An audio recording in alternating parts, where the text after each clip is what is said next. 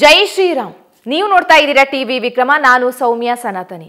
ನಮ್ಮ ಟಿವಿ ವಿಕ್ರಮದ ಎಲ್ಲಾ ಕಾರ್ಯಕ್ರಮಗಳ ನೋಟಿಫಿಕೇಶನ್ ನಿಮಗೆ ಸಿಗಬೇಕಂತ ಹೇಳಿದ್ರೆ ನಮ್ಮ ಟಿವಿ ವಿಕ್ರಮ ಚಾನೆಲ್ ಅನ್ನು ಸಬ್ಸ್ಕ್ರೈಬ್ ಮಾಡಿ, ಹಾಗೆ ಬೆಲ್ ಬಟನ್ ಕ್ಲಿಕ್ ಮಾಡೋದನ್ನ ಖಂಡಿತ ಮರಿಬೇಡಿ.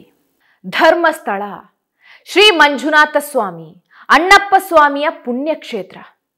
ಇಡೀ ದೇಶದಲ್ಲೇ ಶ್ರೀ ಕ್ಷೇತ್ರ ಧರ್ಮಸ್ಥಳ ಅಂದ್ರೆ ಪುಣ್ಯ ಭೂಮಿ. ಹೀಗಾಗಿ ಶ್ರೀ ಕ್ಷೇತ್ರಕ್ಕೆ ಮಸಿ ಬಳಿಯಕ್ಕೆ, ಕಳಂಕ ಅಂಟಿಸ್ಲಿಕ್ಕೆ ಒಂದು ವರ್ಗ ಹೋರಾಟದ ಹೆಸರಲ್ಲಿ ನಿರಂತರವಾಗಿ ಪ್ರಯತ್ನ ನಡೆಸ್ತಾನೆ ಬಂತು. ಈಗ ರಚನೆ ಮಾಡಿದಂಥ SIT ರಚನೆ ಕೂಡ ಅದರ ಒಂದು ಭಾಗ. ಸೌಜನ್ಯಗೆ ನ್ಯಾಯ ಕೊಡಿಸ್ತೀವಿ ಅಂತ ನಕಲಿ ಹೋರಾಟಗಾರರು ಸೃಷ್ಟಿಸಿದಂತಹ ಪಿತೂರಿ ಸಂಚು ಮತ್ತೊಮ್ಮೆ ಬಯಲಾಗಿದೆ. ನೋಡಿ ವೀಕ್ಷಕರೇ, ಶ್ರೀ ಕ್ಷೇತ್ರ ಧರ್ಮಸ್ಥಳವನ್ನ ಹಾಳುಗೆಡುವುದು ಮಾತ್ರ ಇವರ ಸಂಚಲ್ಲ. ಹಿಂದೂಗಳ ಶ್ರದ್ಧಾ ಕೇಂದ್ರ ಹಾಗೂ ಅದರ ಮೇಲಿದ್ದಂಥ ನಂಬಿಕೆಯನ್ನೇ ಹೊಡೆದು ಹಾಕುವುದು ಇವರ ಸಂಚು. ಅಬ್ಬಬ್ಬಾ, ಈ ನಕಲಿ ಗ್ಯಾಂಗ್ನ ಆರೋಪ ಒಂದ ಎರಡ? ಶ್ರೀ ಕ್ಷೇತ್ರದ ಮೇಲೆ ನಡೆಸಿದಂಥ ದಾಳಿ ಒಂದ ಎರಡ? ಆದ್ರೆ ಮಂಜುನಾಥನ ಮಹಿಮೆಯೋ ಕಾವಂದರ ಕೃಪೆಯೋ ಏನು, ಧರ್ಮಸ್ಥಳದ ವಿರುದ್ಧ ಏನೇ ಷಡ್ಯಂತರ ಮಾಡಿದ್ರು ಕೂಡ ಯಾವುದು ಸಕ್ಸಸ್ ಆಗಿಲ್ಲ, ಆಗ್ತಾನೂ ಇಲ್ಲ. ಈಗ ಭೀಮ ಮಾಧ್ಯಮದ ಎದುರು ಬಂದು ಮಾತಾಡಿರೋ ರೀತಿ, ಎಷ್ಟು ಗುಂಡಿ ತೋಡಿದ್ರು ಕೂಡ ಶವಗಳು ಸಿಗದೆ ಇರೋದು, ಕೊನೆಗೆ ಷಡ್ಯಂತರ ನಡೆದಿದೆ ಅಂತ DCM DK ಶಿವಕುಮಾರ್ ಅವರೇ ಹೇಳಿರೋದು, ಇದೆಲ್ಲ ನಮ್ಮೆದುರು ಸಾಕ್ಷಿಯಾಗಿ ನಿಂತಿದೆ. ನೋಡಿ ವೀಕ್ಷಕರೇ, ಈ ನಕಲಿ ಗ್ಯಾಂಗ್ನ ಷಡ್ಯಂತರ ಯಾವುದೇ ಸಿನಿಮಾಗೂ ಕಮ್ಮಿ ಇಲ್ಲ ಬಿಡಿ. ಅದರಲ್ಲಿ ಒಂದು ಪಾತ್ರ ಸುಜಾತಾ ಭಟ್. ಆಕೆಗೆ ಅನನ್ಯಾ ಭಟ್ ಅನ್ನೋ ಮಗಳೇ ಇಲ್ಲ. ಮಗು ಹುಟ್ಟಿದ್ರೆ ತಾನೇ ಸಾಯೋದು. ಈಕೆ ಕಡೆಯಿಂದ ಧರ್ಮಸ್ಥಳಕ್ಕೆ ನನ್ನ ಮಗಳು ಹೋದಾಗ ಕಾಣೆಯಾಗಿದ್ದಾಳೆ ಅಂತ ದೂರು ಕೊಡಿಸ್ತಾರೆ. ಈಗ ಸುಜಾತಾ ಭಟ್ ಎಲ್ಲಿದ್ದಾರೆ ಅನ್ನೋದು ಮಾಹಿತಿ ಇಲ್ಲ. ಸುಜಾತಾ ಭಟ್ ಕೋಲ್ಕತ್ತಾದಲ್ಲಿ ನಾನು ಕೆಲಸ ಮಾಡಿದ್ದೆ ಅಂತ ಹೇಳಿದ್ದು ಬರೀ ಸುಳ್ಳು. ಆಕೆ 1999ರಿಂದ 2005ರವರೆಗೆ ಶಿವಮೊಗ್ಗ ಜಿಲ್ಲೆ ರಿಪ್ಪನ್ಪೇಟೆಯ ಪ್ರಭಾಕರ್ ಬಾಳಿಗ ಅವರ ಮನೆಯಲ್ಲೇ ಇದ್ರು. ಇದಕ್ಕೆ ಸ್ಥಳೀಯರೇ ಸಾಕ್ಷಿ. ಜೊತೆಗೆ ಹಲವು ಪೇಪರ್ಗಳಲ್ಲಿ ಬಂದಂತಹ ದಾಖಲೆಗಳು ಇದೆ. ಹುಟ್ಟದೇ ಇರುವ ಮಗಳನ್ನೇ ಕೊಂದಿದ್ದಾರೆ ಅಂತ ದೂರು ಕೊಟ್ಟಿದ್ಯಾಕೆ ಹಾಗಾದ್ರೆ? ಇದು ಷಡ್ಯಂತರದ ಭಾಗ. ಈ ನಕಲಿ ಗ್ಯಾಂಗ್ನ ಟಾರ್ಗೆಟ್ ಕೇವಲ ಶ್ರೀ ಕ್ಷೇತ್ರ ಧರ್ಮಸ್ಥಳ ಅಲ್ಲ, ಹಿಂದುತ್ವ ಕೂಡ ಟಾರ್ಗೆಟ್. ಇನ್ನು ಈ ಮುಸುಕುದಾರಿ, ಈ ನಕಲಿ ಗ್ಯಾಂಗ್ ಸೃಷ್ಟಿಸಿದಂಥ ಪ್ರಮುಖ ಪಾತ್ರವೇ ಈತ. ನೋಡಿ, ಈತನೇ ಸಿನಿಮಾದಲ್ಲಿ ಇರುವಂತಹ ಹೀರೋ ರೂಪದಲ್ಲಿರುವಂತಹ ವಿಲನ್. ಈತ ದೂರಿನಲ್ಲಿ ಏನ್ ಹೇಳಿದ್ರು? ಧರ್ಮಸ್ಥಳದ ಸುತ್ತಮುತ್ತ ನಾನು 300ಕ್ಕೂ ಹೆಚ್ಚು ಹೆಣ ಹೂತು ಹಾಕಿದ್ದೇನೆ. ಸರಿಸುಮಾರು 15 ದಿನದಿಂದ ಈತ ಹೇಳಿದಂಥ 17 ಗುಂಡಿ ಅಗ್ದು ಬಿಟ್ಟಿದ್ದಾರೆ. ಆದ್ರೆ ಸಿಕ್ಕಿದ್ದೇನು? ಬರೀ ಮಣ್ಣು. .6ರಲ್ಲಿ ಅಸ್ಥಿಪಂಜರ ಸಿಕ್ಕಿದೆ ಅಂತೆ. ಅದು ಕೂಡ ವರ್ಷದ ಹಿಂದೆ ಮೃತಪಟ್ಟಂತಹ ಪುರುಷನದ್ದು ಅಂತ FSL ವರದಿಯಲ್ಲಿ ಸಾಬೀತಾಗಿದೆ. ಮುಸುಕುದಾರಿ ಹೇಳಿದ ಕಡೆಯಲ್ಲೆಲ್ಲ ಗುಂಡಿ ತೋಡಲಾಗಿದೆ. ಆದ್ರೂ ಕಳೆಬರಹ ಮಾತ್ರ ಸಿಕ್ಕೇ ಇಲ್ಲ. .13ರಲ್ಲಿ 18 ಅಡಿಯ 2 ಗುಂಡಿ ನೋಡಿದ್ರು ಕೂಡ ಮಣ್ಣು ಬಿಟ್ರೆ ಏನೂ ಸಿಕ್ಕಿಲ್ಲ. ನೋಡಿ ವೀಕ್ಷಕರೇ, ಅನಾಮಿಕನ ಹಿಂದೆ ಹಿಂದೂ ವಿರೋಧಿ, ಧರ್ಮಸ್ಥಳದ ವಿರೋಧಿ ಗ್ಯಾಂಗ್ ಇದೆ ಅಂತ ಹೇಳಕ್ಕೆ ನಿನ್ನೆ ಈತನ ಇಂಡಿಯಾ ಟುಡೇ ಸಂದರ್ಶನವೇ ಸಾಕ್ಷಿ.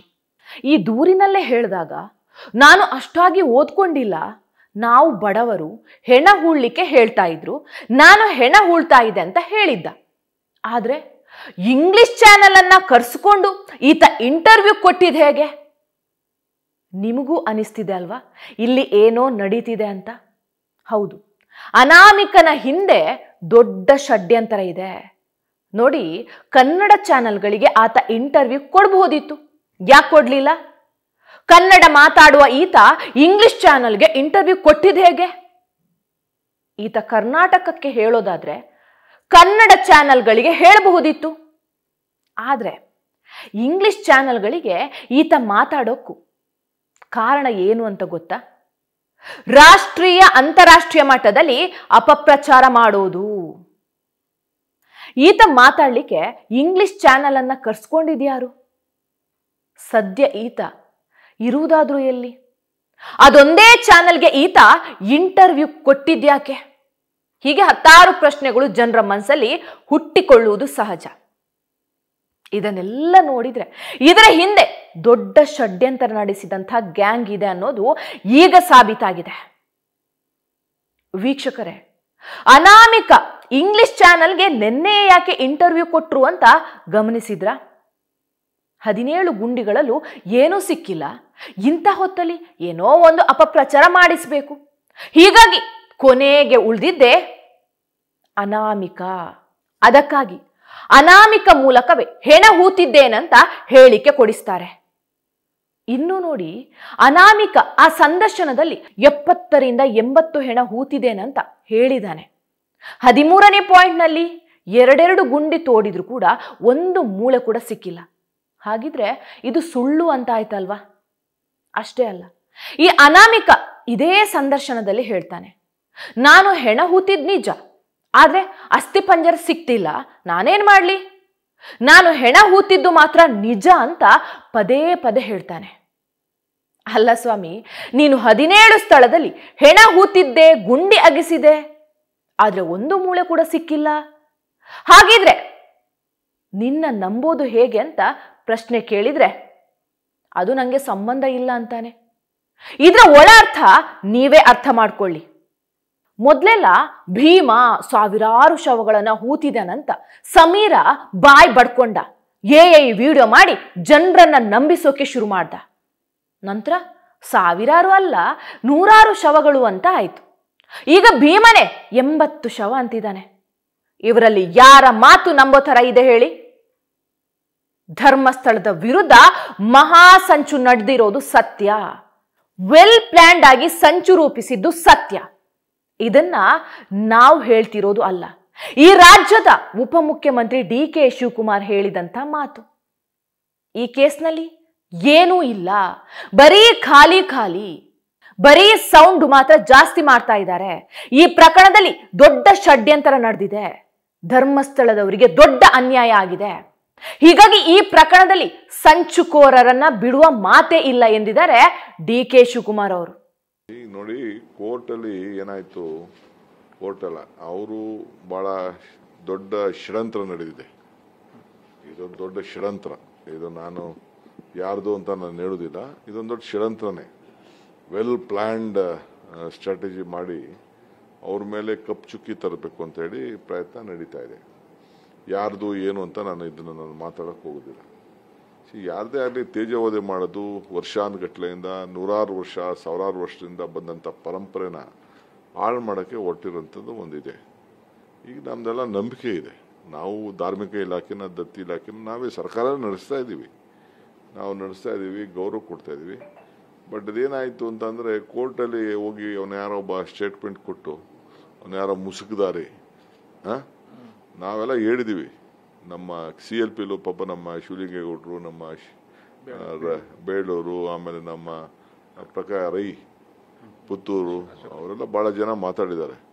ನಾವಂತೂ ಫಸ್ಟು ಯಾರು ತಪ್ಪಿಸ್ತು ಈ ಥರ ಮಿಸ್ಗೈಡ್ ಮಾಡ್ತಾ ಇದ್ದಾರೆ, ಅಪಪ್ರಚಾರ ಮಾಡ್ತಾರೆ, ಷಡ್ಯಂತ್ರ ಎಲ್ಲ ಡೀಪಾಗಿ ಹೋಗಿ ಕಾನೂನು ರೀತಿ ಕ್ರಮ ಕೈಗೊಳ್ಬೇಕು ಅಂತ ಹೇಳಿದ್ದೀನಿ. ಚೀಫ್ ಮಿನಿಸ್ಟರ್ ಕೂಡ ಹೇಳಿದ್ದಾರೆ ನಿರ್ದಾಕ್ಷಿಣ್ಯವಾಗಿ. ನೋಡಿ, ಈ ದೇಶದಲ್ಲಿ ಹಿಂದೂಗಳ ಧಾರ್ಮಿಕ ಭಾವನೆಗಳಿಗೆ ಬೆಲೆನೇ ಇಲ್ಲ. ಯಾರು ಏನ್ ಬೇಕಾದ್ರೂ ಆರೋಪ ಮಾಡಬಹುದು. ಸೋಷಿಯಲ್ ಮೀಡಿಯಾದಲ್ಲಿ ಧರ್ಮಸ್ಥಳವನ್ನ ಯಾವುದೇ ಸಾಕ್ಷ್ಯಗಳೇ ಇಲ್ಲದೆ ಆರೋಪ ಮಾಡಿದ್ರು ಕೂಡ ಪೊಲೀಸರು ಒಂದೇ ಒಂದು ಕೇಸ್ ಮಾಡ್ಕೊಂಡಿಲ್ಲ. ಆದ್ರೆ ನಿಮ್ಗೆ ನೆನಪಿರ್ಲಿ, ಒಂದೇ ಒಂದು ಕಮೆಂಟಿಗೆ DJ ಹಳ್ಳಿ KJ ಹಳ್ಳಿ ಹೊತ್ತಿ ಉರ್ದಿದ್ದು. ಧರ್ಮಸ್ಥಳವನ್ನ ಢಮಾರ್ ಸ್ಥಳ ಅಂದ್ರೂ ಕೂಡ ಪೊಲೀಸರು ಒಂದೇ ಒಂದು ಸುಮೋಟೋ ಕೇಸ್ ಮಾಡ್ಕೊಂಡಿಲ್ಲ. ಇದು ನಮ್ಮ ನಾಡಿನ ಪರಿಸ್ಥಿತಿ, ಹಿಂದೂಗಳ ಪರಿಸ್ಥಿತಿ. ನೀವೇ ವಿಚಾರ ಮಾಡಿ, ಅನ್ಯ ಮತೀಯ ಯಾವುದೇ ಶ್ರದ್ಧಾ ಕೇಂದ್ರದ ಬಗ್ಗೆ ಟೀಕೆ ಮಾಡಿದಿದ್ರೆ ಸುಮ್ಮನಿರ್ತಿದ್ರ? ಅಂಥದ್ದೇನಾದ್ರೂ ಆದ್ರೆ ಮನೆಯವರನ್ನ ಬಾಂಧವರು ಹೋಗಿ ಸುಟ್ಟು ಬರ್ತಿದ್ರು. ಧರ್ಮಸ್ಥಳ ಹಿಂದುತ್ವದ ವಿರುದ್ಧ ಈ ಜಾಲ ರಾಷ್ಟ್ರೀಯ ಅಂತಾರಾಷ್ಟ್ರೀಯ ಮಟ್ಟದಲ್ಲೂ ಇದೆ. ಆಂಧ್ರ, ಕೇರಳ, ತಮಿಳುನಾಡು ಚಾನೆಲ್ಗಳಲ್ಲಿ ಹತ್ಯಾಕಾಂಡ ಅಂತ ಸರಣಿ ಸುದ್ದಿ ಮಾಡ್ತಾ ಇದ್ದಾರೆ. ಅರಬ್ ಕಂಟ್ರಿಯ ಅಲ್ ಜಜೀರಾ ಕೂಡ ಸರಣಿ ಎಪಿಸೋಡ್ ಮಾಡ್ತಾ ಇದೆ. ಪಾಕಿಸ್ತಾನ ಪತ್ರಕರ್ತನೊಬ್ಬ ಧರ್ಮಸ್ಥಳದ ಬಗ್ಗೆ ಹೀನಾಯವಾಗಿ ಮಾತಾಡ್ತಾ ಇದ್ದ. ಪಾಕಿಸ್ತಾನದಲ್ಲೂ ಕೂಡ ಧರ್ಮಸ್ಥಳದ ಬಗ್ಗೆ ಮಾತಾಡ್ತಾರೆ ಅಂದರೆ ನೀವೇ ಅರ್ಥ ಮಾಡ್ಕೊಳ್ಳಿ ಈ ಷಡ್ಯಂತ್ರದ ಜಾಲ ಎಷ್ಟು ದೊಡ್ಡದಿದೆ ಅಂತ. ಈಗಾಗಲೇ ಶ್ರೀ ಕ್ಷೇತ್ರ ಮಂಜುನಾಥ ಸ್ವಾಮಿ, ಅಣ್ಣಪ್ಪ ಸ್ವಾಮಿ ಕಣ್ಣು ಬಿಟ್ಟಾಗಿದೆ. ರುದ್ರ ತಾಂಡವ ಶುರುವಾಗಿದೆ. ನಕಲಿ ಗ್ಯಾಂಗ್ನ ಸಂಚು ಒಂದೊಂದೇ ಬಯಲಾಗ್ತಾ ಇದೆ. ಶೀಘ್ರದಲ್ಲೇ ಇದೇ SIT ಅಧಿಕಾರಿಗಳೇ ಈ ಸಂಚಿನ ಮಾಸ್ಟರ್ ಮೈಂಡ್ಗೆ ಬಿಸಿ ಮುಟ್ಟಿಸೋದು ಪಕ್ಕ. ಶೀಘ್ರದಲ್ಲೇ ಆ ಮಾಸ್ಟರ್ ಮೈಂಡ್ ಜೈಲಿನಲ್ಲಿ ಮುದ್ದೆ ಮುರಿತಾನೆ ನೆನ್ಪಿರ್ಲಿ. ಹಿಂದುತ್ವವನ್ನ ನಾಶ ಮಾಡಲಿಕ್ಕೆ ಶತಮಾನಗಳಿಂದಲೂ ಪ್ರಯತ್ನ ನಡೆದಿದೆ. ಆದರೆ ಅದು ಸಾಧ್ಯ ಆಗಿಲ್ಲ, ಆಗೋದೂ ಇಲ್ಲ. ಯಾಕಂದ್ರೆ ಈ ಮಣ್ಣಿನಲ್ಲೇ ಹಿಂದೂ ಧರ್ಮ ಇದೆ. ಯಾರೋ ತಿಮರೋಡಿ ಅಂತ ರೌಡಿ, ಮಟ್ಟಣ್ಣನವರಂಥ ಕುತಂತ್ರಿ, ಸಮೀರ್ನಂಥ ಸಾಬ ಮುಸುಕು ಹಾಕಿಕೊಂಡು ಬಂದು ಪಶ್ಚಾತ್ತಾಪದ ಸೋಗು ಹಾಕ್ತಿರುವಂಥ ಭೀಮ ಯಾರು ಹಿಂದೂ ಧರ್ಮವನ್ನ ಅಳಿಸೋಕೆ ಆಗ್ಲಿ, ಧರ್ಮಸ್ಥಳದ ಖ್ಯಾತಿ, ಕಾವಂದರ ಸೇವೆಗೆ ಧಕ್ಕೆ ತರೋದಕ್ಕೆ ಆಗೋದೇ ಇಲ್ಲ, ನೆನ್ಪಿರ್ಲಿ. ಧರ್ಮೋ ರಕ್ಷತಿ ರಕ್ಷಿತಃ. ಟಿವಿ ವಿಕ್ರಮ, ದೇಶ ನಿಮ್ಮ ಕೈಯಲ್ಲಿ. ಈ ಕಾರ್ಯಕ್ರಮ ನಿಮಗೆ ಇಷ್ಟ ಆಗಿದ್ದಲ್ಲಿ ಲೈಕ್, ಶೇರ್ ಹಾಗೂ ಕಮೆಂಟ್ ಮಾಡಿ. ಟಿವಿ ವಿಕ್ರಮದ ಕಾರ್ಯಕ್ರಮಗಳನ್ನು ನಿರಂತರವಾಗಿ ವೀಕ್ಷಿಸಲು ಸಬ್ಸ್ಕ್ರೈಬ್ ಮಾಡಿ, ಬೆಲ್ ಐಕನ್ ಒತ್ತಿ.